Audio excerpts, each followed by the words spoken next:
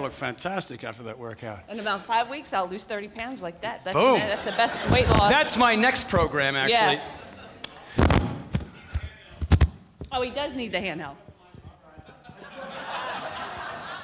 See what I get?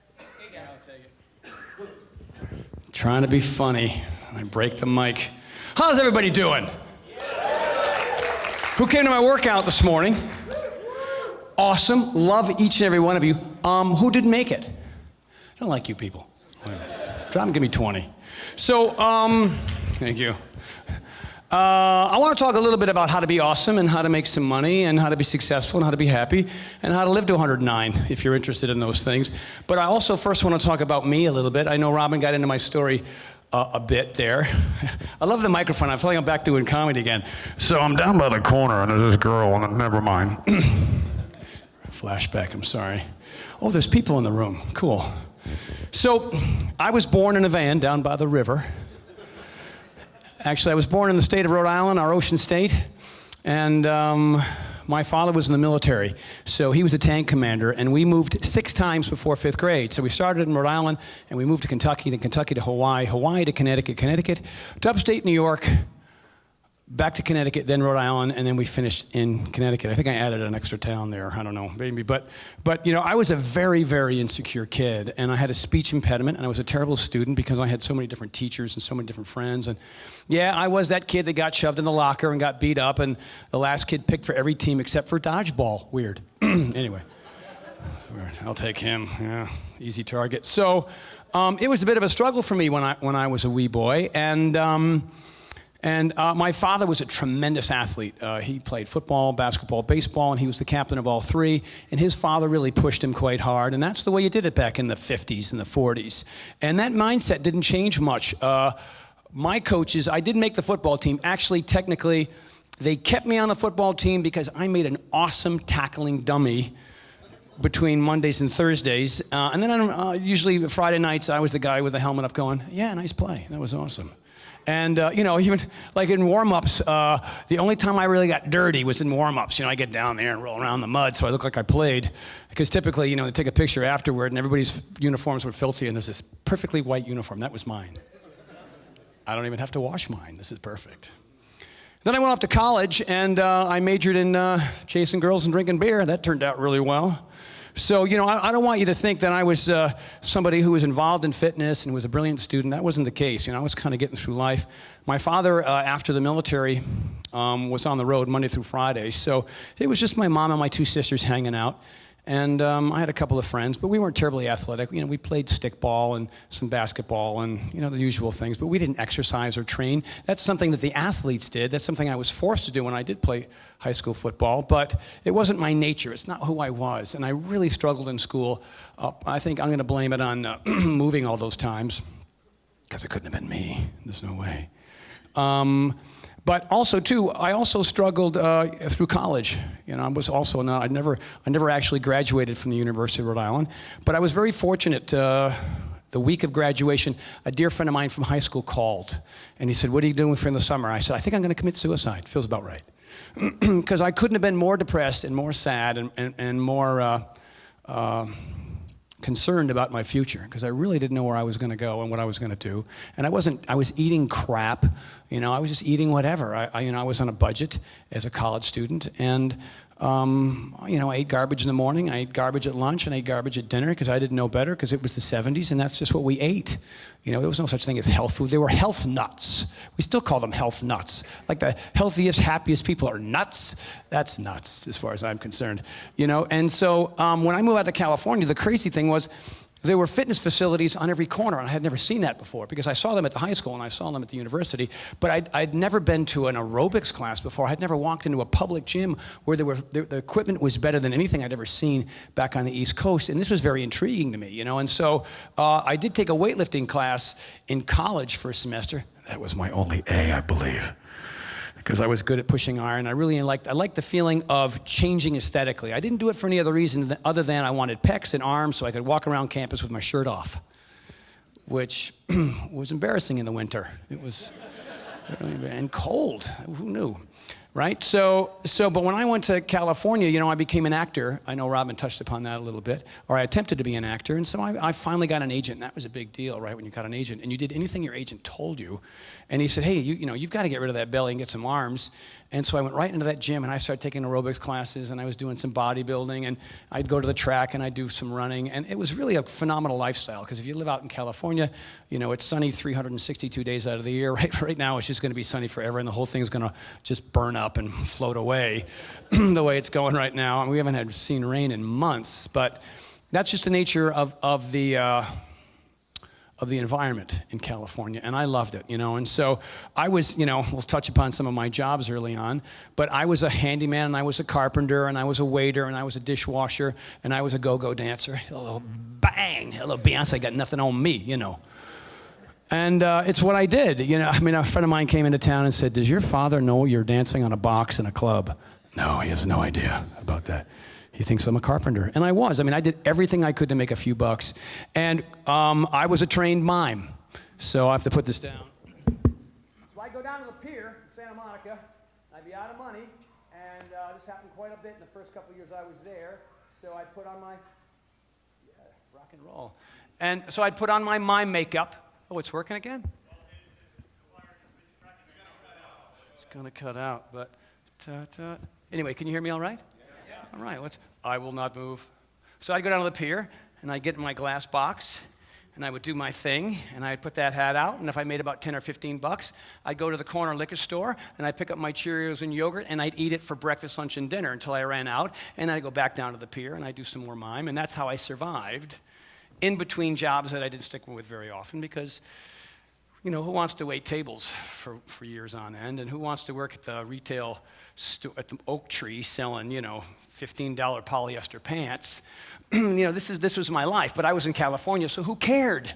I'm in California, I'm in Huntington Beach, I'm at the beach, look at these women, look at these clubs. So we would go to survive, we would go to the buffet, and we'd, get the beer, and there'd be hot dogs in a blanket and fried shrimp, and we just munch on those and stick a punch in our pocket and have that for breakfast and lunch the next day. And this was surviving early on. So, when I came to California, I didn't know anybody. I knew the friend that brought me out there, and he went off and got a real job, met a real girl, and, and I was kind of on my own. I was still trying to figure things out. But I was going to these gyms on a regular basis, and I was beginning to learn about health and wellness. But I was doing it for the wrong reasons. I was doing it for the reason why most people still do it here in 2014. Most people exercise with the hope and dream that they're going to look different in the future. So it's all about aesthetics and ego. And if that worked, then everybody would be super fit, But most of us can't really survive on that lame reason for exercise. It shouldn't be about the scale and the mirror and the tape measure and those reasons. It shouldn't be about before and after pictures. What it should be is about improving the quality of your health today. And I didn't discover this until later into my fitness. But so I was working out just to have muscles because I thought that was cool because I was a single male, and I thought that would, get me to meet a nice gal. So one day I finally got a real job. I was working at 20th Century Fox, and I was a runner. There I am with my shirt off. Look at that look on my face, like, I can't tell you how hard I'm flexing right now. Can't even smile, or my boobs are going to explode. Yeah. I was younger then. So I got this really neat job, and I was over at Fox, and I was watching movies being made, and I was feeding the cat, and I was, making coffee, and as the lights go dim, thank you. But at the same time, my boss would allow me to go and do auditions, and I had to get my job done, but still I was able to kind of live in both worlds. And as I became more and more fit and more involved with health and fitness, my boss came to me and said, you look really great. I've seen you change in the course of the last 6 months. You're more muscular, your belly is gone. Can you start training me? So this guy, Harlan Goodman, who used to be formerly in the music industry, was my first client. He was my first guy. And so I would train Harlan in the morning. We'd both go to work together, and he would try to make a movie, and he couldn't make it to save his life. He'd never made a movie the entire time. And so that job was tenuous. I knew I wasn't going to be there long because things weren't working well with that company, with that production company. But I was meeting more people. I was meeting people on the lot that would say, hey, Harlan's looking like he's in great shape. Can you get me in shape? And all of a sudden, I had 3 or 4 clients. So now I'm auditioning for acting jobs and working on a lot, and I've got this little tiny mini training business on the side. And one day, Harlan finally realized that he should go back to music, that he can't make a movie, so he's walking down the halls of East End Management, and in the other direction is Tom Petty. Oh, hey, Harlan, you look fantastic. Harlan's from Gainesville. Tom Petty. Oh, what are you doing? You look great. And Tom says, I'm working out with Tony Horton. Tony Horton, I want his number. So one day, Tom Petty calls me up. My roommate picks up the phone, says, hello. Hi, it's Tom Petty. I'm looking for Tony Horton. Click. He just goes, screw it. And I say, hey, well, who was that? Some guy saying it's probably Perpich downstairs screwing with us. He says it's Tom Petty. Oh, that guy's not funny. Ring. Hi, hello. My name's Tom Petty. I think somebody hung up on me. My roommate goes, I think it's Tom Petty, bro. Give me the phone. Hello? Hi, my name is... Who is this? My name is Tom Petty. I'm a friend of Harlan Goodman's. Hi, Tom Petty. Hello? I got a tour coming up. I got to get in shape. My wife and I are fat. Can you come to my house tomorrow? Yeah. Where do you live? Woodland Hills. So I pulled up the gates. Next gate. Right, and I pull up, and it's just, as we say in California, bitchin', man. It is the coolest, neatest, multi-level ranch, waterfalls, boom, you go inside, gold record, guitars. Hi, I'm Tom Petty, it's my wife, Jane. I got a tour, can you get me in shape? So I put Tom on the elliptical, but this is pre-elliptical, on a stationary bike. So I got the equipment, I got him bench, I got some dumbbells, I got just the basics in there, a couple of mats, and I put him on the stationary bike. For a couple seconds, grr. I had it on level 1. It went to 12. I had him on 1, grr. So I just turned it off. This is hard. I go, we're screwed, man. So he did level 0, no tension, machine off for 1 minute and 36 seconds. And I went, all right. And then I gave him a couple of 10-pound dumbbells to do curls. Oh, those are heavy. Oh my God. 3 months later, he was doing level 6 for 25 minutes, and he was benching 40s. And it was a slow process. I mean, he went from to boom, 2 different lifestyles. So I was able to really help clean him up, cut his cigarettes in half. Couldn't cut them out altogether. But I got him eating healthy, and we started out slow. We did cardio on one day. We did weights on another. It was basically the beginning of Power 90. And he went off on tour, and he's wearing sleeveless shirts and doing these Springsteen-like freaking sets, and this band's like, holy crap, was this guy just slow down, And everybody noticed, So I had my small group. I had Harlan, a couple others, and I had Tom Petty. Tom Petty went off on tour. And after the end of the tour, my phone didn't stop ringing. Billy Idol, Stevie Nicks, Annie Lennox, Sean Connery, Shirley MacLaine, Ewan McGregor. All of a sudden, my morning started out with Billy Idol, Tom Petty, Annie Lennox, Stephen Stills, Sean Connery. Monday, Wednesday, Friday. That was a cool life. I don't got to feed the cat anymore. I don't got to do this anymore on the stage. Bang! There it goes again. See that? I'm so good, I popped the mic right off my hip. So all of a sudden, I was a trainer. I didn't plan on being a trainer. I went out to be, a cross between Jim Carrey and Brad Pitt. All righty then, So it didn't quite go the way I wanted to, but because I had this acting training, because I was going to acting class, because I was going to auditions, because I was learning how to read a teleprompter, because I was pretty good doing voiceovers, while also doing this side business as a trainer, who knew that the two things would come together? You saw that lovely picture of me with the mid-drift look, That was my first job. It was with Nordic Track, and I would go back and forth to Minneapolis and do these little jobs, for their various silly products that didn't really do anything. But it was great. It was a great experience for me. And then at some point, we're only talking 13 years ago. I wasn't in debt anymore, which is great. I was still able to go on my ski trips, which was nice. I didn't have to have roommates anymore in my apartment.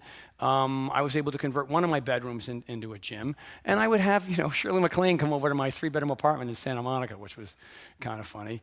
If I only had time to tell that Madonna story. Oh, boy, that was... And that one time at Billy Idol's house, I don't have time for that story. But it was really, really cool because I was with the icons of rock and roll and the legends of Hollywood, and I was living a really cool lifestyle. And I had 2 broken down cars, which I thought was really cool because I had 2 cars, and only because one would break and I'd have to have the other one to drive all over town. But, the day consisted of a couple clients at the house, Malibu, Venice, Culver City, back to Malibu. I was driving myself all over town to train these folks. And I was probably making, $60K a year, and I thought I was on top of the world. Then very fortunately for me, and I think this is an important part of the story, which might affect each and every one of you. At that stage in my life, I was reading every self-help book I could. From Don Miguel Ruiz to Tony Robbins to Deepak Chopra. I just wanted to better myself. Pop. And poor Austin back there is freaking out. But and I would go to the seminars as well, whether it be financial or whether it be as far as relationships. I just wanted to become more successful. I knew somewhere beyond 60 grand a year is kind of where I wanted to live, and I didn't know how to do it. So I just went to the experts. And did everything I do and see and read resonate with me? No. I mean, it felt like a lot of times that 80% of it was crap, but there'd always be a nugget or two where I'd come away and go, that's what I want. That's what I need, And so I was reading, I think Keith Ellis's book, The Magic Lamp. And if you don't have, there's anything I can leave you with, go buy Keith Ellis's book, The Magic Lamp. A lot of you are entrepreneurs and business owners and CEOs, but it really, really helps guide you. It helped me because I was caught between that. Am I an actor or am I a trainer? You know what I mean? And that really helped me focus on what it was that I needed to do and where I needed to go. So there were these little lessons in the book. And one of the lessons was, for no other reason other than it was a way to try to challenge yourself. Go out of your way and do something extraordinary for somebody you're in conflict with. That was the last thing. That was the lesson, to go out of your way and do something extraordinary for somebody you're in conflict with. Well, I don't want to do that. That sucks. I don't even want to do nice things for people I like. Why would I want to? Kidding. And so on this particular Saturday, I'm playing basketball. It was a lawyers' league, right? So these lawyers would get together, and there was me. So, we spent probably 50% of our time playing basketball and the other 50% arguing about the call, So I'm waiting. So there's one gentleman, his name is Ben Vandebunt. He just retired. He's 50. Ben is probably doing quite well at, I don't know, I won't get into the amount of money that he's made, but he's been very successful. He was the former CEO of Guthrie-Renker. Bill Guthrie and Greg Renker owned the #1 infomercial company in the world.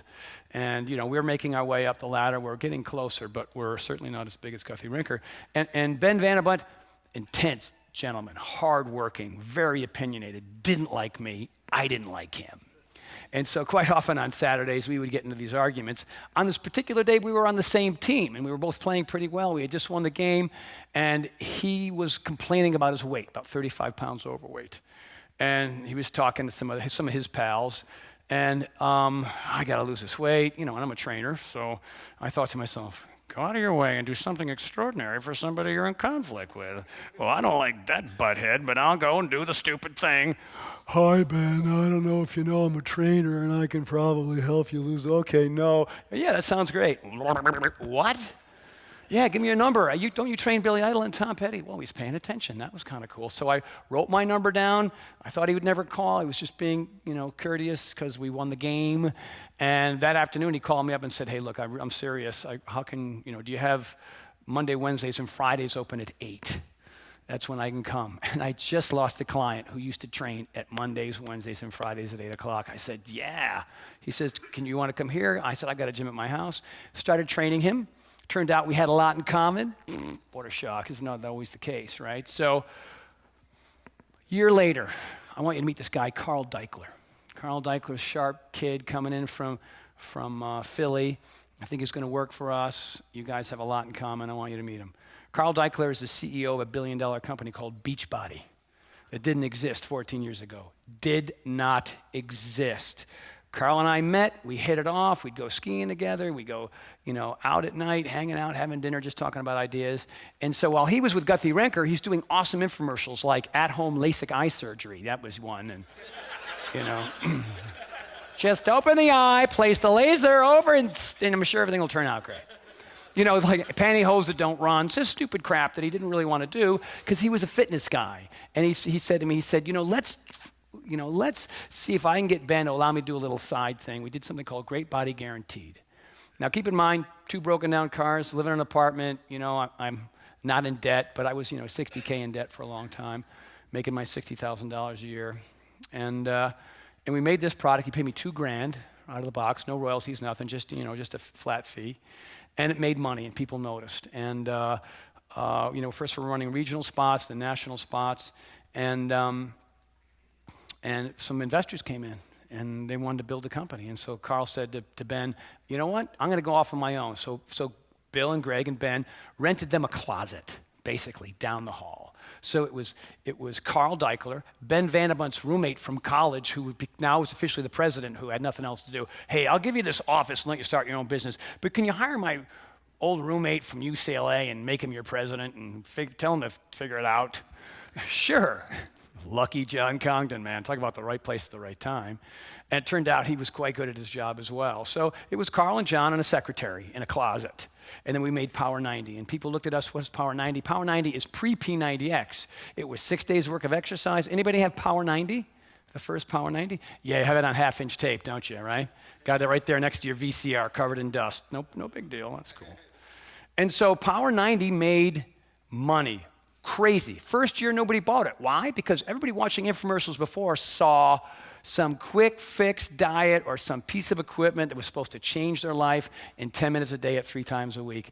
This was, oh, by the way, we're going to tell you to eat well, and you got to work out 6 days a week, alternating cardio and resistance. Almost the exact same program I created for Tom Petty when I first started training him, but I developed something that you could do in front of your television set without the bench press and all the equipment. So that first year, crickets. See, we told you so. All the experts in the industry said, you cannot get America to work that hard and eat that clean. They're lazy bastards. You got to trick them, and then after they finally figure out your product is crap, you got to bring in another one. And we decided, you know what? This worked for Tom Petty and Billy Idol and Bruce Springsteen and other people who really, certainly, truly care about their health and their wellness, and they understand the importance of it.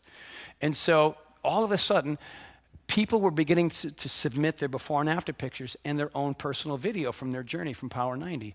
The footage and the before and afters were so compelling, we stopped using, the folks from our original test group, and we started using their footage and their before and after pictures, and we redid the infomercial for the second year. It went from flat to through the roof. It broke all records. It was huge. The company went from 3 employees to 50 to 150 to 200 to 250. We had to move from one facility to another because we were growing so fast and so furious. Our customer service was growing. We had to bring in, our own editors and everything else. And it just built the company. And so at that point, prior to that, I made sure that I got an attorney and I got a royalty rate because I wasn't going to just get a flat fee and then leave. And Carl was, he was so thankful that it had done so well, and a lot of it had to do with because I was silly and goofy, and my personality had a lot to do with the reason why people continued to do it and got those results. And so, I got my first royalty checks, and I, as an actor, you do a Lowenbrow commercial. Oh, it ran in San Francisco, San Diego, and Guam. Let's open that up. Oh, $18.50. I can buy some socks. And I'd open up these royalty checks and go, time to buy a house. It was crazy. So I went from a 3-bedroom apartment, in Santa Monica with an awesome view of a convalescent home. And if you got up on the roof, you could see palm trees at the beach. And then, then I started looking at houses, and I'd say, my realtor would go, you can afford a nicer house. You can afford a bigger house. You can afford a nicer house. Really? Seriously? Okay. And I remember seeing this house in Santa Monica, and it was, this modern Mediterranean, multiple levels, had this amazing, backyard, had a guest house, and you get up in the guest house, and you could see the San Gabriel Mountains that are now on fire, and the Hollywood sign. You could see UCLA. You could see Mount Baldy, which is the highest mountain in Los Angeles. It was this ridiculous, and you could see the Getty. You could see downtown. It was a dream come true. I lived in squalor for 21 and a half years in that same apartment. And now I walk into this house. I mean, what is it? Christmas, it's lottery, it's, it's unbelievable. And so I just turned to the realtor, from the guy who was selling, and I said, it's sold. How much? Sold. You're supposed to negotiate. Screw it. This it's freaking gorgeous, and that seems about right. And so, ended up. Then 2007 came and wasn't worth what I paid for it. But now it's gone up in value quite a bit, and I still live there today. And with Power 90 came P90X, and that tanked. And so my big, giant house had no furniture in it, and I wasn't going out, and I wasn't going skiing, and I was eating a lot of macaroni and cheese because I was freaking out. I'm going to have to give the place up. Like a lot of actors in Hollywood, I got a TV series, so I'm going to buy a Maserati and a big place, and then my series gets canceled, and now I'm down in Iran by the river again, and I was so fearful of that, but I kept my nose to the grindstone. I said to Carl, we got to create the next product. Let's get after it. And he agreed, and we put P90X out there, and nobody bought that either. And so we went, uh-oh, because we had a really hard program, and then we made a harder one. Because why didn't we help the obese? What were we thinking? I mean, that was the big debate. Should we help folks that are really struggling with their weight, or let's just take all our customers from Power 90 and see if they want to go extreme? And the same thing happened. First year, nothing. Second year, those before and afters came in, that footage came in, and it went. So then I bought a house in Jackson Hole, Wyoming. And then I bought one in Rhode Island. So, it's really been a blast. And what I try to do is sorry, Austin. I try to walk the talk. There's a lot of fitness gurus out there, and you meet them in person, and you go, ooh, what? You look like, he's drunk, he's fat, he doesn't walk the talk. For me, it is so critical to do exactly what I say, because what I say works. It is about exercising 5 to 7 days a week and eating right as often as you can. And if you do that, amazing things are going to happen to you. Above and beyond going to seminars and reading books and getting graduate degrees. Really what matters here, and this is straight from the Harvard Business Review, is that when you exercise, and also if I don't know anybody to read John Rady's book, Spark, buy that book. Because when you buy that book, you will not miss workouts and you will eat like a king and a queen. And here's the reason, the only reason why I'm a success, I'm going to just give it this and it'll be fine. I'm not successful other than the fact that I walk the talk. And when you move on a regular basis, I don't care if it's yoga or Pilates or bodybuilding or Zumba or naked ping pong tournaments, I don't care what you're into, but the goal here is to stimulate your brain, which changes your emotion about who you are and where you're going to go. So you can work your ass off, right? But if you're eating crap and not moving on a regular basis, this thing isn't working as well as it can. The lack of creativity and productivity and willingness to think outside of the box and explore and expand and have adventure in your life slowly shrinks. Raise your hand if you got parents or grandparents with health issues. That's almost all. You put them up and keep them up. That's your shoulder workout for the day. So as I say this, I don't want you to put your arms down. I want you to keep them up. All right? You can switch arms if you get tired. So you're building these businesses and you're entrepreneurs and you're working really hard. Well, guess what? 5, 10, 15, 20 years from now, you're going to be them. So you can't build your business. You can't grow your business. You can't become an entrepreneur because you're sick. And when you're sick, your priorities change because now your job is to try to survive your sickness. Type 2 diabetes, Parkinson's disease, Alzheimer's, cancer, you name it. You're going to get it. Your parents had sex, they made you, and you're going to have their problems times 2 until you start moving your ass and making better food choices. There's a healthcare crisis in this country, and guess what? It's the Democrats' fault. It's the president's fault. It's the Republicans' fault. It's the insurance company's fault. It's the healthcare. No! It's us. We started it. We can fix it.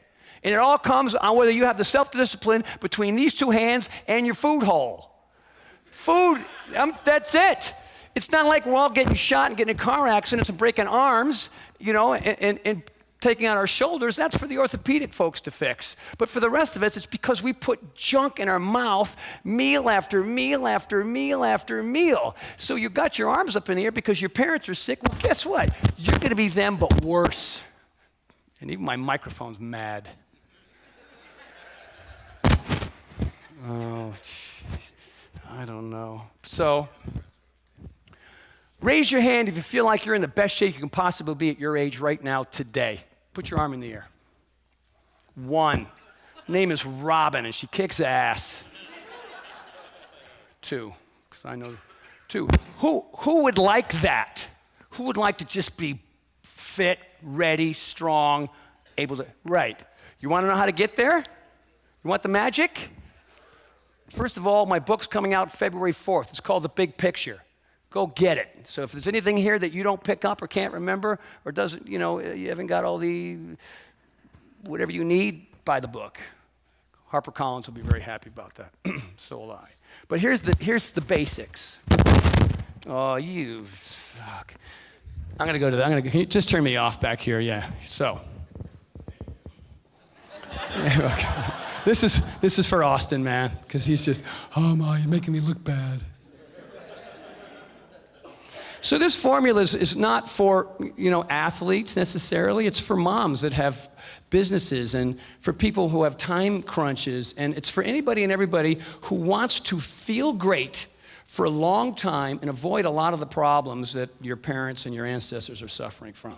And so, my mother passed away at 75 of cancer. She was a smoker, probably didn't eat well, and she suffered from a lot of stress and anxiety and depression. And that's just going to, raise your cortisol levels and tear up your telomeres and turn your organs into mush.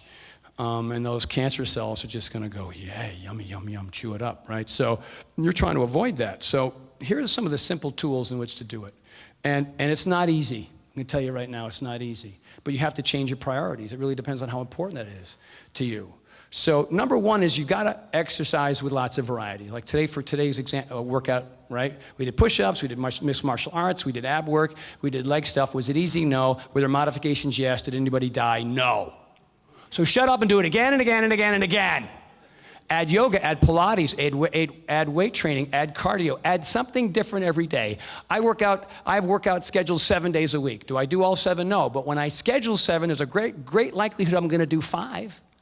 Oftentimes I do 6. And sometimes I work out 18 days in a row because everything's lined up. But sometimes it's 4, which I don't like. So, it's like everything else in our life. We do the basics to survive. We brush our teeth, we eat food, we go to sleep at night, we take care of business, we take care of our family. That's great. Surviving is great. But if that's all you're doing, then the end is going to suck.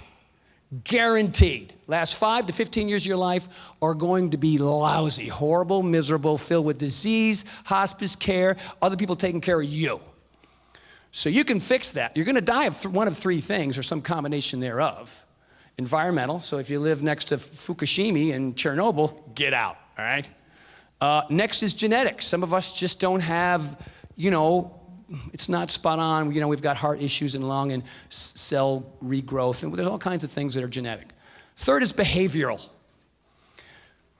So there's one you can control, and the one that you can control staves off the other 2 quite well. Jack LaLanne's father died at 50. He lived to 96. His father died from poor habits, bad behavior, and also some genetic issues. Jack outlived his father by half a century because he worked out every day and he ate fruits, vegetables, whole grains, lean proteins, and healthy fats. Boom. That was his mantra. That's what he did. He was a maniac to the end. This guy did push-ups for the entire length of a Johnny Carson episode. Johnny invited him, hey, this is Jack LaLanne. You all know him. He's America's fitness god. Jack's going to start doing push-ups, and he's going to do them for an hour and a half. Are you effing kidding me? On his 40th, 50th, 60th, 70th birthday, he shackled his hands and feet. He put people in rowboats. So on his 40th birthday, he put 40 people in 40 rowboats, shackled, swam across San Francisco Bay. Yeah, that happened. Also did it on his 70th birthday. And you can't do push-ups? Shut up. So the goal here is to add as much variety as possible because that's going to prevent boredom, injuries, and plateaus. The goal here is, I don't care how old you are, you can still get better, you can still get stronger, and if you add variety, you're going to prevent those injuries and the boredom and the plateaus that usually happens when you think that doing the elliptical 3 times a week is actually going to do something. Who owns an elliptical? Raise your hand. Get it, get some friends, drag it down to the curb, fill it with kerosene, burn that son of a bitch, and then go do something real. The elliptical is a rehab device for people who go from I'm nearly dead to I don't want to be dead. Now I can burn that piece of crap and go do jump knee tucks and donkey kicks. Because the idea here to get better is to figure out how to learn a skill. You know, if you walk into a gym, it's filled with all these machines, these ridiculous machines where you're sitting on your ass and you're working an arm or you're working your chest. And it's great, but we're not football players or hockey players or basketball players who are trying to get bigger. Elliptical machine, it's the same thing over and over and over again. You know, that, sure you can't figure out how to do that right out of the box. Sure you gotta modify that, but that beats the living crap. Yeah, anyway, I'm with Sally on Thursday. We were at Starbucks for at least 2 hours. Starbucks, okay. But do you understand? Variety. It's everything. It's going to keep you in the game. It's going to change you more dramatically. It's going to prevent you from getting hurt. And it's going to add fun. Who wants those things? Boom. Number 2, consistency. The more you do, the better you get. Skip brushing your teeth for 3 days. That's nasty. You wouldn't do it. Skip a couple of meals. Not going to work for you. I'm not going to sleep tonight because I don't want to. All right, so these things, brushing your teeth, eating regularly, getting some sleep, this is what we do to survive. I want you to freaking thrive. Add fitness 5 to 7 days a week, and your brain will release norepinephrine, dopamine, serotonin, brain-derived neurotropic factor. These are things that are already inside of your skull waiting for you to move your ass. When you move it all, those are released, creativity goes through the roof, productivity goes through the roof, and that happens from the top down. Automatic every time. I don't care what color you are, what religion you're into, how old, none of it matters. Everybody in here has a hippocampus. Everybody in here has a dentate gyrus. It's this big. It's teeny. It sits inside the temporal lobe of your brain. When you move, oxygen goes in. Oxygen goes into the blood. It's all about blood and breath. Blood and breath. It happened today. It happened to everybody in this room today. Who showed up to the workout? Better. Who didn't? Worse. You didn't get it. You didn't release those drugs. That didn't happen for you. Your cognition didn't improve. Your memory didn't improve. Your enthusiasm didn't improve. Your glass didn't go from half full to half empty to full. Full to the top over the rim, okay? That's what happened to the people who exercise today. And guess what? You don't have to wait 60, 90 days from now to get that. You got it today. Boom. Today you got it. And who doesn't want that today? Who doesn't want to improve their memory, their cognition, their sex drive? Because blood goes everywhere. I'm just saying. I don't, blue pill, blue mill, baby. You don't need it. Movement in a variety of ways is the fountain of youth. You're looking for the fountain of youth? You got to move your ass and you got to eat right. It's that simple. And it's got to happen often. Thriving happens from 5 to 7 days a week for the rest of your life. For the rest of your life. Till your dying day, you got to move. If you want to feel better, if you want to be more productive, more creative, have a greater sense of adventure, and build your businesses and kick some ass. I'm just saying. Who wants that? Anybody? Number 3, intensity. And this goes beyond the fitness thing. You know, you have to always focus on pushing a little bit more, thinking outside of the box, asking more of yourself. You know, when it comes to fitness, one more rep, deeper range of motion, focusing on your form. You know, I mean, when you're first doing mixed martial arts, you got 100 pounds to lose, it's going to look like this. Right? But not a week from now, not a month, not 2 months. You know, eventually it's got to be, anything? Boom, boom, boom, boom. Right? Got to get better, you know, and so that comes with anything and everything when it comes to your life. Intensity. Don't try to be a perfectionist. Don't try to shoot for the moon the first week. Be okay with sucking, with being bad, with being terrible, with taking breaks, giving yourself a timeout. That's all right. It happened today in that room. There were folks in there that came in there petrified. Did you leave petrified? You left satisfied, right? And you got that today. That's why, when it comes to exercise, am I fired up every time? No, I'm up in the room last night. I've been traveling all day, 2 different time zones. I want to get some rest. But that damn gym is down there, the lobby floor, and I didn't work out today. So I had a little mind game, because typically I work out with other people. So I walked in, and it's not an ideal situation. They had treadmills, walk on treadmill, press buttons, move. I ran a 5K. I ran through 3.2 miles. I tried to do it under a half an hour, which is not rocket speed, but I broke the sweat. Blood and breath came together. I walked out of there. I walked in, son of a bitch. Walked out, it happens every time. Variety, consistency, intensity. Important. So now we're getting into the parts of this that will help sustain you, motivate, inspire. Next, purpose. And I've already kind of touched upon this. The scale, the tape measure, the dress size, the opinions from others about how great you look, it's all bullshit. It's smoke and mirrors. It doesn't sustain anyone unless, for example, you're a bikini model or a fitness model or a bodybuilder, or you're somebody who looks to other people to make you feel good. My purpose is I love feeling like this. Love it. I love being in a great mood. I love being happy all the time. And that's what exercise does, because I'm releasing norepinephrine, dopamine, serotonin, and brain-derived neurotropic factor. So what is BDNF? Proteins and molecules sitting inside of your brain, inside your dentate gyrus, waiting for you to move. And you only have to do it for about 20 minutes if it's intense enough. And you start to move, and these proteins and molecules start to vibrate inside of your brain, and they come together, and they create something called neurogenesis. So who here is older than 26? Who's younger? You still get to F off, man.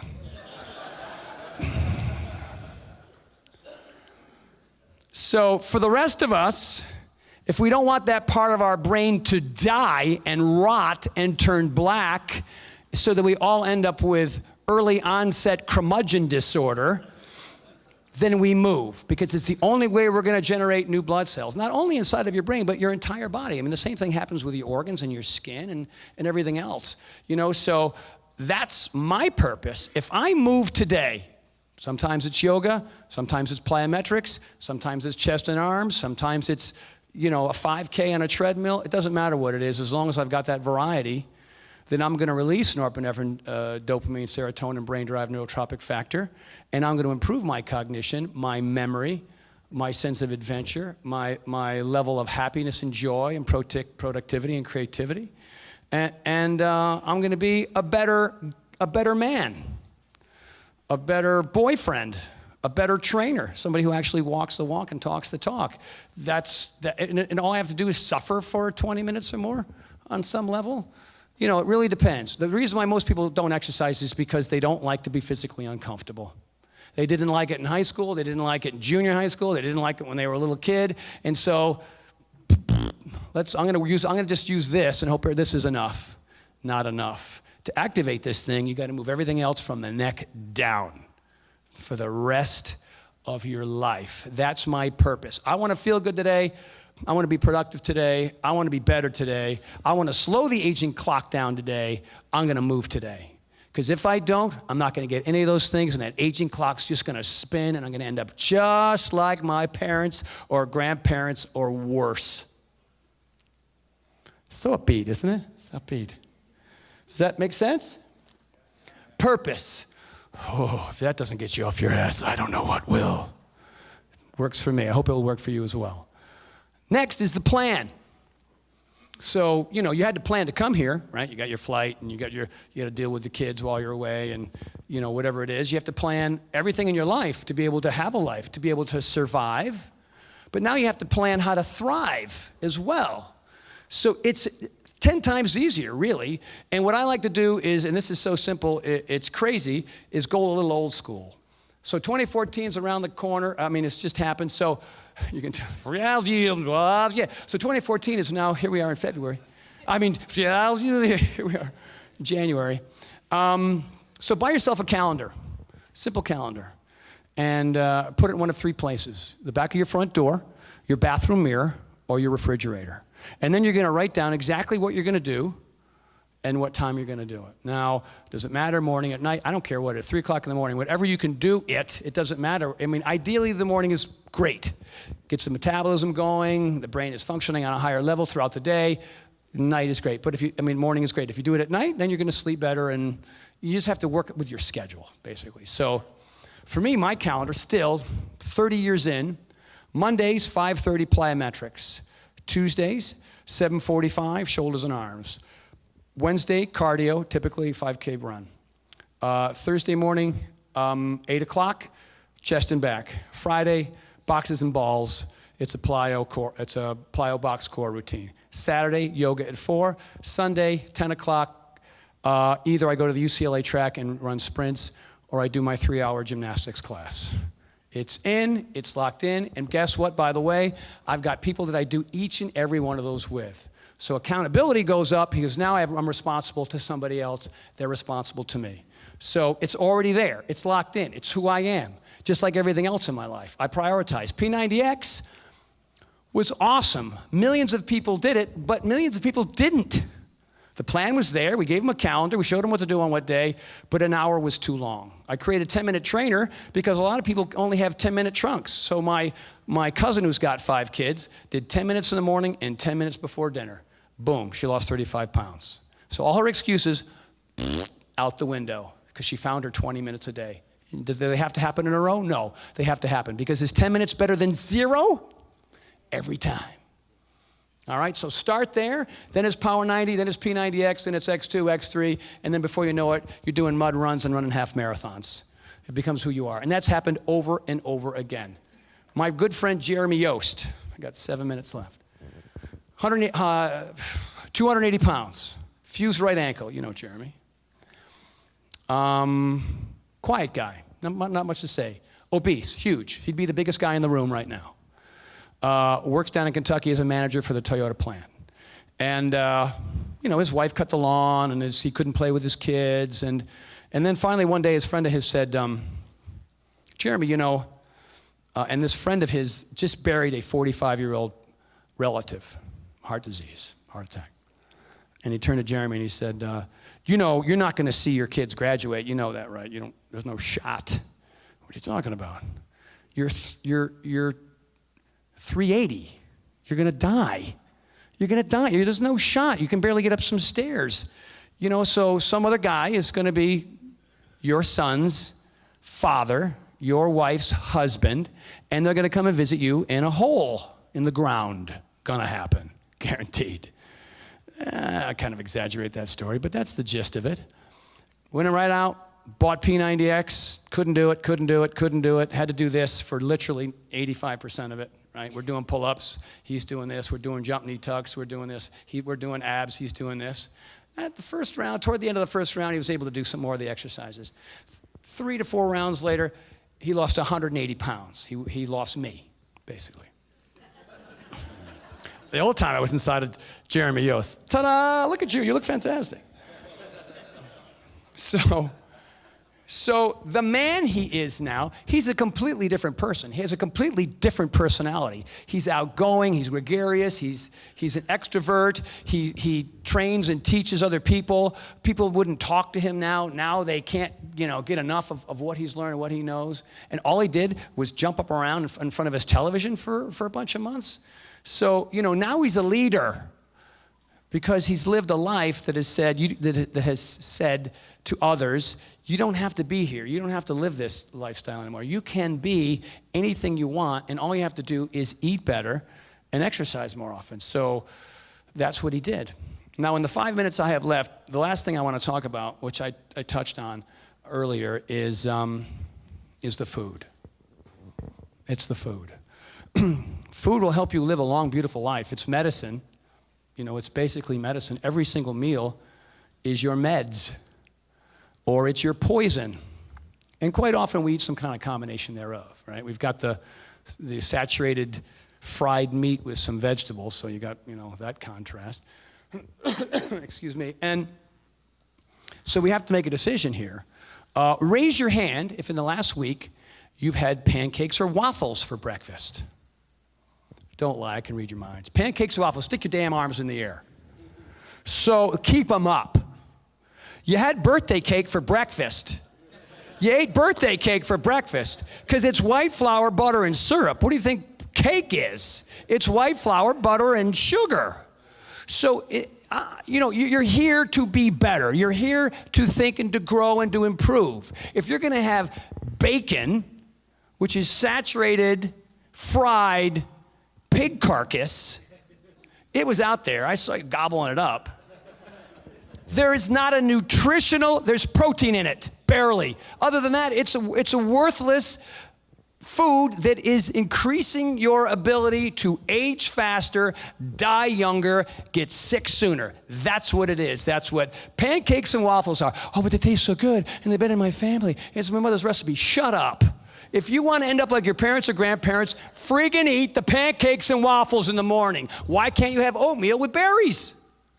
Doesn't taste good. Well, okay, bummer. There you are. There's your tombstone, bummer.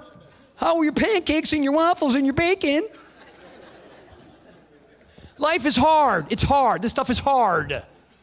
But it doesn't stay hard. It starts hard, but then it just then how you look and how you feel and what you can do and what you can produce and how you can create and how you sleep and how you have sex. Holy smokes, that beats the crap out of your damn waffles and pancakes. Do you want it or not? Do you want it or not?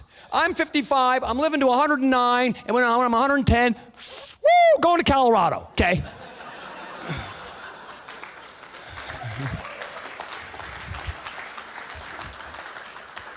By that time, the whole country would be filled with stoners anyway, I don't know. I don't know, the whole legalizing that's the smartest thing we ever did, but hopefully we'll figure it out. So, each and every meal, I'm 2 minutes and 19 seconds over, is an opportunity for you to grow younger, to feel better, to be more productive, and guess what? You don't have to get off your butt to do it right. Lunch is coming. What you gonna do? What you gonna do? Look, and to finish, and I'm already over, don't try to, you know, I used to be a vegan. I was miserable. I was thin, but I was miserable because I couldn't have any cool food anymore. You know, so I ate too many crackers and chips and cookies that were, you know, gluten-free and high in fiber, blah, blah. What a joke, right? So what did I just do there? Sorry, Mom. You know, sometimes I'm still that comic, right, that I was for a couple of years. But I try to stick to fruits, vegetables, whole grains, lean proteins, and healthy fats, and I try to figure out what restaurants serve that make that not taste like wax. And my girlfriend and I are on the same page when it comes to what to cook in the house. And I'm not vegan anymore. I'm a plant-based guy who eats paleo meals, who eats vegan meals, who eats flexitarian meals, who eats Indian food and Greek food and Mexican food and Italian food and sushi. I eat it all. But I look down at my plate and I just hope and pray that my great-great-great-grandparents know what the hell it is. Because if it's a Red Bull and Doritos, they have no flipping idea. All right, so get away from the factory food and the pastas food and stop sticking your hands in boxes and bags for your nutrition and look down at your plate and hope to God you see foods that have one ingredient. Blueberries, 1. Kale, 1. Steak, 1. Chicken, 1. You know, red potatoes, 1. Simple. Pancakes, waffles, it's all the fibers taken out and all the junk is left in and then more junk's put on top of it. It's not that hard to get up in the morning and have some egg whites with grilled peppers and onions and avocado on top. That's not a hard thing to do. You know, if somebody put a gun to your head, you'd figure out how to do it and eat it often. And repeat it lunch, repeat it dinner. Look down at your plate and wonder if your great-great-great-grandparents know what you're eating. And get off the fat, sugar, salt, and chemicals because it is killing us. And if you want to improve your business and you want to grow and you want to be the entrepreneur you want to be, then you got to clean up your diet first and you got to move your butt 5 to 7 days a week for the rest of your life. I'm Tony Horton. Thank you very much.